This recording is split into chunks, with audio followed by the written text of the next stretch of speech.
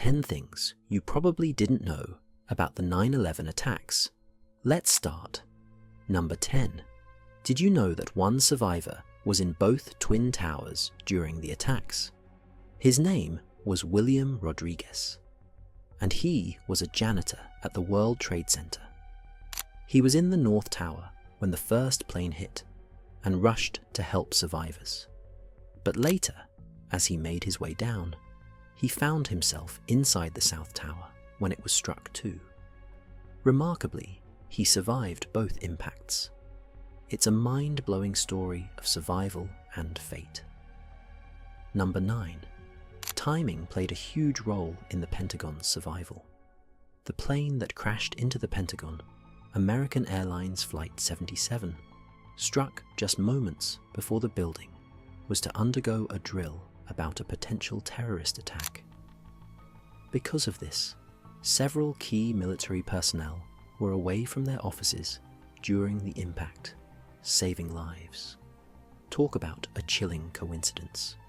Number 8. Not many people know about Flight 93, the one that didn't make it to its target. Flight 93 was hijacked, but passengers fought back against the terrorists. That brave resistance led the plane to crash in a field in Pennsylvania before it could hit the US Capitol or the White House. They didn't save the building, but they certainly saved countless lives. Their bravery remains a testament to human courage. Number 7. The missing cell phone calls.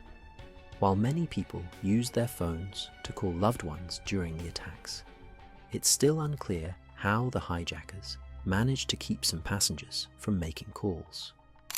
The bizarre thing is, some passengers had working cell phones after the crash, but they were never heard from again. Number 6.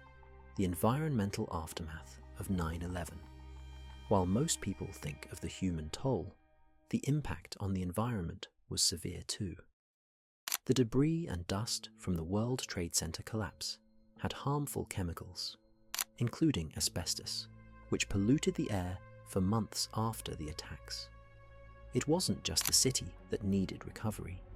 The environment needed time to heal too. Many cleanup workers were later diagnosed with serious health conditions, and they continue to fight for their recognition to this day. Number 5. The FBI had warnings but couldn't act on them. In the months before September 11th, the FBI had received multiple tips about potential terrorist activity. One tip even mentioned a group of individuals who were training for something big. But a series of communication breakdowns and legal red tape meant the intelligence was never properly followed up on. Imagine how different things could have been if those warnings had been acted upon. Number 4. The unsung hero of Flight 175. As the plane was hijacked and headed for the South Tower, a flight attendant, Amy Sweeney, made several calls to the ground. Her information helped officials on the ground understand what was happening, and her quick thinking saved lives on the ground, even though she didn't survive the crash. A true hero in the chaos. Number 3. The very first firefighter to die was caught on camera. Firefighter Oreo Palmer was among the first responders to enter the South Tower and was seen ascending the stairs, radioing in that he was near the impact zone. He died when the tower collapsed, but his heroic final moments were captured on film. He knew the risks, but he still did his duty. True courage. Number 2. The collapse of the towers wasn't just a result of the plane impacts and fires.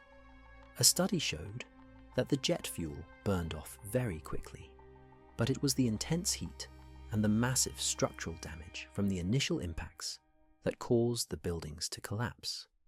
But what many don't know is that the collapse was actually accelerated by a process called progressive collapse, where the weight of each falling floor caused additional floors to fall even faster.